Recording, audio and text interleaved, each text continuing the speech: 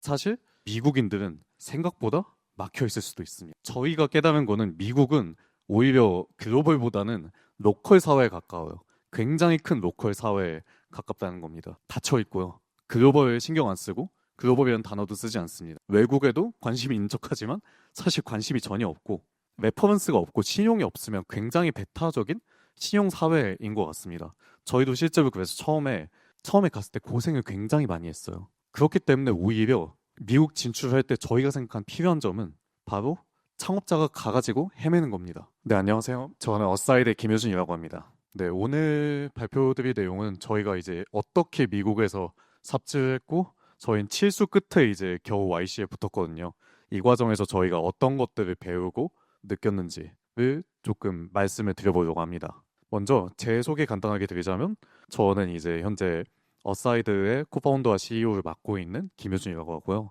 제 백그라운드는 이제 조금 특이할 수도 있습니다. 전 9살 때 제가 쓰던 그때 컴퓨터가 윈도우 미라는 굉장히 구린 운영체가 깔려 있었는데 내가 만들어도 잘 만들겠다 싶어가지고 빌 게이츠 넘을 수 있겠는데 싶어서 9살 때 코딩 독학해서 직접 OS를 만들었고요.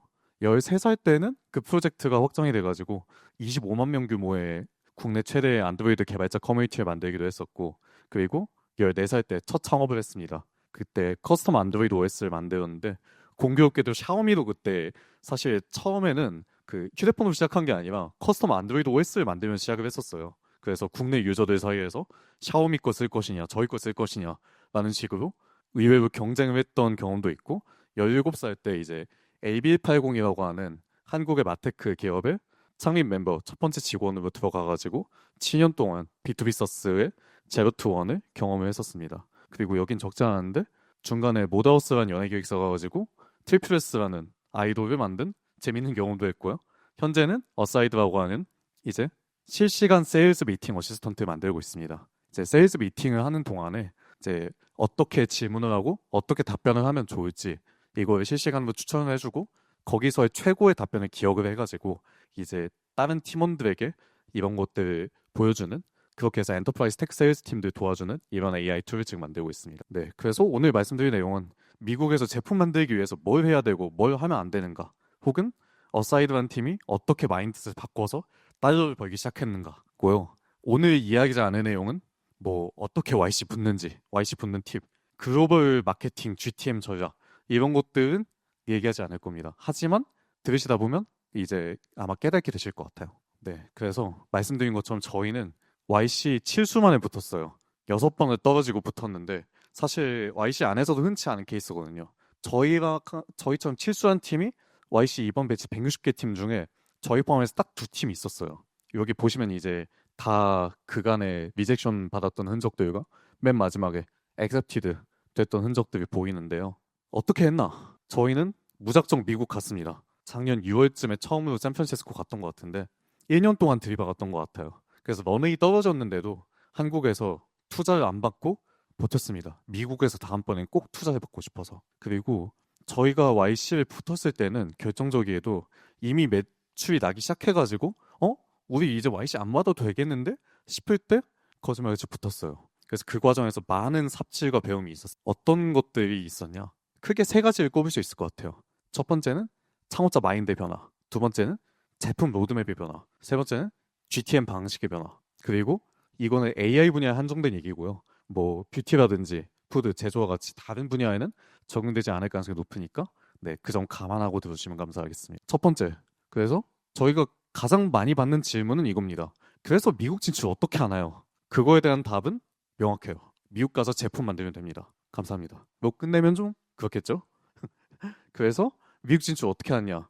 제가 생각할 때는 진출이란 단어를 쓰는 순간부터 이미 안 될 게임을 시작한다고 생각을 합니다. 왜냐하면 제가 좋아하는 문구 중에 이런 게 있습니다. 이제 브라인드 코파운드였던 겸님의 슬라이드에서 발췌한 건데요. 이스라엘 스타트업들이 어떻게 그렇게 글로벌 진출 잘하냐? 실제로 미국에 있는 사스 스타트업 중에서는 이스라엘 출신들이 정말 많습니다. 근데 그걸 이스라엘 파운더한테 물어봤더니 나온 대답이 글로벌이란 단어가 없다 우리는 이라고 얘기를 하더라라고 얘기를 합니다. 한 가지 저희가 깨달은 거는 미국은 글로벌이 아닙니다. 글로벌 진출과 미국 진출은 전혀 다른 이야기입니다. 한 가지 보여드리자면 이거는 저희가 6번째 YC 지원했을 때 받았던 리젝션 레터인데요. 여기 보시면 이제 몇 가지 어떤 내용이냐. 너네 팀 너무 좋고 우리가 투자하고 싶은데 너네 한국 매출이 너무 많아. 너네 대부분 매출이 한국에서 나와서 우리가 예전에는 이런 인터내셔널 파운더들한테 투자했었는데 미국 넘어오려고 YC를 받는? 근데 우리가 투자해보니까 그런 일이 벌어지지 않더라고. 그러니까 너네가 먼저 미국 매출 만들고 와. 그리고 우리가 아는 대부분의 VC들, 이퀄 샌프란시스코의 대부분의 VC들은 똑같이 생각할 거야. 라고 하면서 리젝션을 받았어요. 저도 처음에는 이걸 받고 되게 화났는데 아니 매출이 없는 팀도 묻는데 매출이 많다고 떨구는 건 무슨 억지냐. 그런데 이제 저희가 이해가 되기 시작한 거는 사실 미국인들은 생각보다 막혀 있을 수도 있습니다. 저희가 깨달은 거는 미국은 오히려 글로벌보다는 로컬 사회에 가까워요. 굉장히 큰 로컬 사회에 가깝다는 겁니다. 닫혀 있고요. 글로벌 신경 안 쓰고 글로벌이라는 단어도 쓰지 않습니다. 외국에도 관심이 있는 척하지만 사실 관심이 전혀 없고 레퍼런스가 없고 신용이 없으면 굉장히 배타적인 신용 사회인 것 같습니다.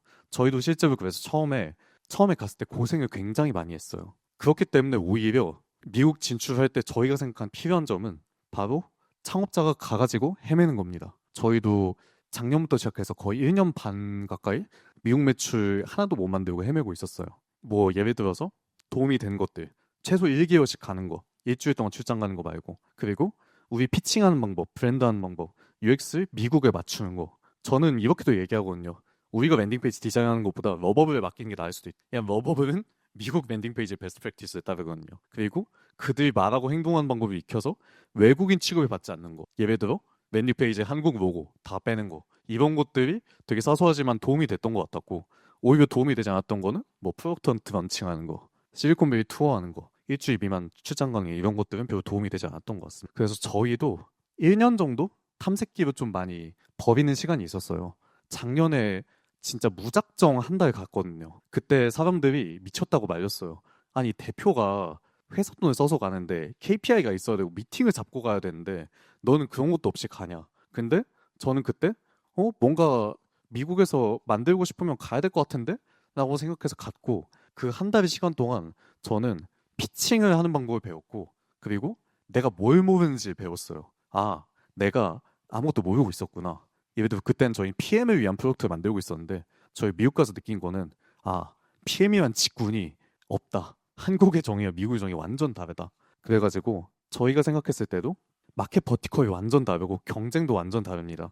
특히 AI신의 경우에는 샌프란시스코의 현재 경쟁 수준은 너무 미친 수준이고요. 그렇기 때문에 제가 그들처럼 사고할 수 있는 것들에 되기 시작하기까지가 시간이 많이 걸렸고 그 전에 생각했던 것들은 지금 와서 돌아보면 제가 생각했던 문제 정의나 ICP가 완전히 달랐던 것 같습니다. 즉 한국에서 이런 것들 생각한 게 아니라 그냥 미국 가가지고 문제 정의부터 탐색까지 해야 되는 거죠. 뭐 그리고 미친 사람들이 아무리 많다고 하더라도 틈은 언제나 있습니다. 그들이 놓치고 있는 문제도 너무 많고요. 다만 이걸 보기까지 그들이 20년, 30년의 시간을 살았는데 저희는 최소 1년, 2년은 사회를 각오를 하는 거죠. 그래서 이게 더닝크루거 커브인데요. 저희의 약간 전이도 이렇게 나 아무것도 몰라. 나 진짜 잘하는 것 같아. 아니야, 나 진짜 아무것도 모르는 것 같아. 라는 식으로 되게 이런 커브를 그렸던 것 같습니다. 그래서 정리하자면 진출은 정말 쉽습니다. 그냥 미국에 가면 된다. 그리고 제가 미국 왔다 갔다 이제 작년부터 시작해서 거의 2년 동안 한 1년을 미국에서 보냈던 것 같아요. 왔다 갔다 하면서. 그런데 저희가 느꼈던 거는 미국에 가는 게 그냥 미국 진출이 시작이고 파운더가 그리고 생각보다 많은 사람들이 그냥 그렇게 합니다. 저도 와서 봤던 많은 파운더들이 뭐 이탈리아 파운더들, 프랑스 파운더들, 영국 파운더들, 이런 유러피언 파운더들 진짜 많이 봤었어요. 얘네들은 그냥 와가지고 뭐 언어 잘 못하는 애들도 많고 근데 그냥 무작정 방부터 잡고 시작을 하거든요. 그렇게 해서 굉장히 주위에 들어간 실리콘밸리 회사들이 너무 많더라고요. 그래서 그냥 가면 되고 별거 아니다 라는 말씀을 드리고 싶습니다. 왜냐면 다들 그렇게 하거든요. 그리고 두 번째, 제품이 많이 바뀌었습니다. 저희가 생각했을 때는 느낀 거는 새로운 제품을 만들어 가져가지 않으면 100% 망한다고 생각합니다. 그냥 한국에서 만들어서 가져간 제품은 절대 특히 AI신의 경우 성공하기가 너무 어렵다. 왜냐하면 고객이라든지 문제 정의, 시장 구조가 완전히 다르죠. 너무 당연한 말이지만 저희가 가서 느낀 거는 당연한 말인데도 실제로 가보니까 너무 다르구나라는 걸 느꼈습니다. 뭐 예를 들어서 HR 페이롤 툴의 경우에는 한국엔 툴이 몇 개 없겠지만 미국만 하더라도 스테이지마다 쓴 페이롤 툴이 다 다르고 뭐 요즘은 뭐 예를 들어 뭐 구스토를 이제 어리 스테이지 쓰고 구스토보다도 뭐 최근에도 뜬 툴이 있고 굉장히 많은 뭐 리프링도 쓰고 굉장히 많은 툴들이 있는데 근데 이런 버티컬을 가서 느끼기 전까지 이해하지 못하는 거죠. 그리고 한 가지 더 덧붙이자면 한국에서 팔렸던 경험이 그런 점에서는 독이 되는 것 같습니다. 왜냐하면 내가 사실 아무것도 모른다고 가정하고 시작을 해야지 이성적인데 한국에서 하다 보면 바이어스가 생기고 한국 고객들에 맞춰 제품을 만들다 보면 어느 순간 그들이 원하는 것과는 달라지더라고요. 그래서 전부 0에서 언러닝을 하고 0에서 재검증을 해야 된다라고 생각을 합니다. 이거에 대한 한 가지 망한 예시가 바로 저희 스스로입니다. 예를 들어서 저희가 어사이드라는 제품을 만들기 전에 만들었던 제품은 아마 들어보실 수도 있는 캐럿이라는 제품입니다. 실시간 트랜스크립션에 특화된 AI 노테이커인데요. 한국에서 잘 됐습니다. 빠른 기간에 트랙션도 많이 모았고 그래서 미국 가야지 하고 한 달 동안 갔었어요. 근데 충격받았던 게 미국 유저들 만나보니까 저희 UI가 너무 복잡하고 불편하다고 얘기하더라고요. 그래서 우리 UI 너무 좋은데? 칭찬도 많이 받았고 왜 불편하다고 하는 거지? 라고 했는데 따져보니까 그들은 트랜스크립션을 안 봐요. 자막을 안 봐요. 왜냐하면 두 가지가 있는데 첫 번째는 자막 보는 거에 당연히 익숙하지 않고 뭐 봉준호 감독님 말씀하셨죠? 익숙하지 않은 것도 있고 두 번째는 한국 유저들이 자막을 많이 본 이유 중 하나는 번역이 아니더라도 결국에는 내가 지금 말하는 내용이 제대로 들어가고 있나?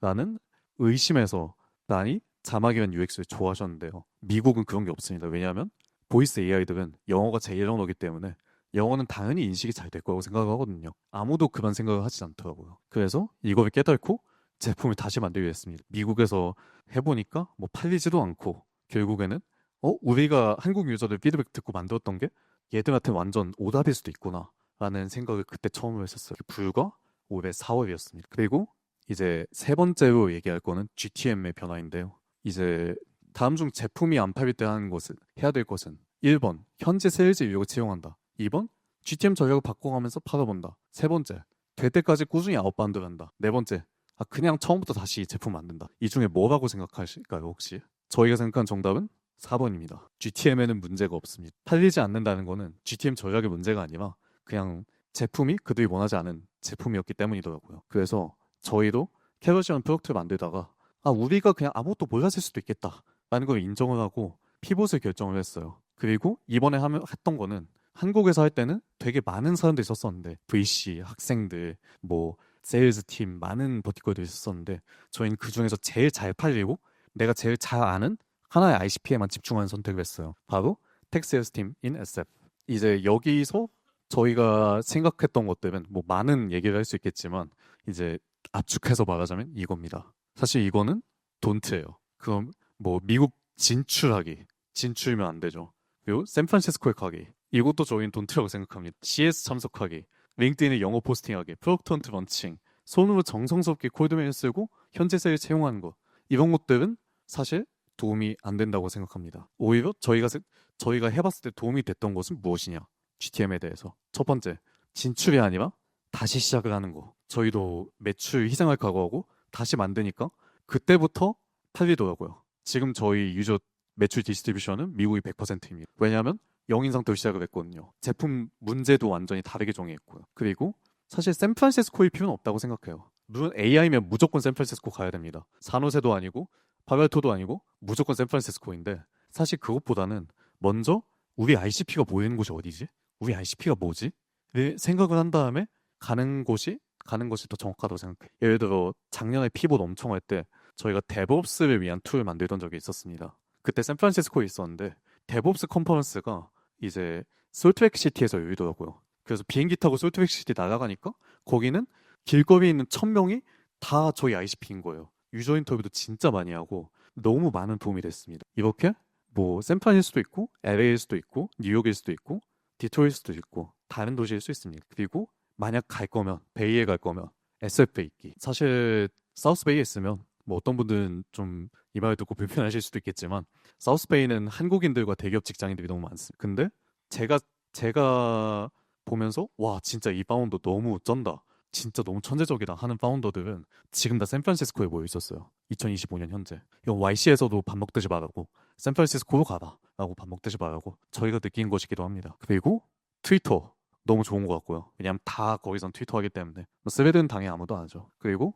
프로덕트 헌트보다도 그냥 퀄리티 있는 데모 비디오 차라리 만들어서 런칭하는 게 도움이 된다고 생각합니다. 예를 들어 저희 런치 비디오도 이제 런칭하고 와서 바이럴이 엄청 됐었어요. 조회수도 1미리언 넘게 얻고 이제 어디 이벤트 갈 때마다 이제 너 런치 비디오 봤다고 되게 많이 얘기해줬는데 그 이유 중 하나가 굉장히 퀄리티 있는 비디오를 만들어서 이고 이거는 제가 생각했을 때 앞으로 6개월 동안의 플레이북이 될 수도 있는데 그냥 퀄리티 있는 비디오를 만들면 제품이 어떻든지 간에 바이럴은 무조건 보장된다고 생각을 합니다. 트위터에 올리면요. 그래서 실제로 YC 저희 배치 애들도 배치 중에 절반은 다 비디오그래퍼 찾아다녔어요. 저희도 2호에서 너무 퀄리티 있게 런치 비디오 만들어주셔가지고 바이럴이 잘 됐고요. 그리고 아웃리치도 사실 굉장히 효과적인 수단입니다. 다만 저희가 느낀 점은 저희도 아웃리치를 지금 고객이 굉장히 많이 얻고 있는데 퍼포먼스 마케팅화가 됐습니다. 특히 미국에서는 이미 다들 너무 AI 가지고 GTM 자동화하는 GTM 엔지니어링이 보편화가 되다 보니까 이제 그냥 페이스북 광고 집행하듯이 내가 이만큼의 비용을 들여서 1,000건을 매일 보낼 거야 라는 식이 됐지 한 땀 한 땀 두팅스 됐던 스케일하는 거는 이제는 좀 비효율적인 스트래티지라고 생각합니다. 그리고 마지막으로 이런 것들이 잘 됐을 때 파운더도 미국에 있고 우리 이제 제품도 거기서 만들었고 문제 정의도 잘했고 이들의 니즈도 알았어. 그리고 고객들도 많이 생기고 있어. 라고 했을 때 그제서야 세일즈를 채용해야 된다고 생각해. 물론 저희는 아직 여기까지 가진 못했습니다. 여기까지가 그래서 저희가 좀 느꼈던 이제 삽질기였고 마지막으로 마무리하고 싶은 말은 이제 YC 배치 첫날에 브라이언 체스키가 이제 와가지고 얘기를 해줬었는데요. 항상 이제 YC 매 배치마다 브라이언 체스키가 꼭 와가지고 얘기를 합니다. 근데 이번에 인상 깊었던 말 중 하나가 그거더라고요. 이제 이 AI 시대 골드러시, SF를 향한 골드러시는 시작이 됐다. 그리고 기존에 있던 어떠한 그런 버블이나 트렌드보다 이번이 훨씬 더 크다. 그래서 기회가 너무 많다. 왜냐면 앱스토어 상위 100개 앱을 보면 AI 네이티브 앱은 10개도 안 되고 나머지 90%는 아직은 전통적인 앱입니다. 브라이언 체스키도 본인도 그 전통의 카테고리에 들어간다고 얘기해요. 그래서 기회는 시작됐기 때문에 샘편에 가는 기회 잡을 수 있고 이미 많은 파운더들이 몰려들고 있습니다. 그래서 저도 많은 한국 분들이 샘편에 가가지고 똑같이 싸우는 걸 보여주셨으면 좋겠고 그래서 저희 혹시라도 도움이 필요하시거나 커피채 동하신다면 저희 밑에 있는 메일 준닷킴으로 편히 메일 주시면 가능한 선에서 도와드릴 수 있도록 하겠습니다. 네, 발표 들려주셔서 감사합니다.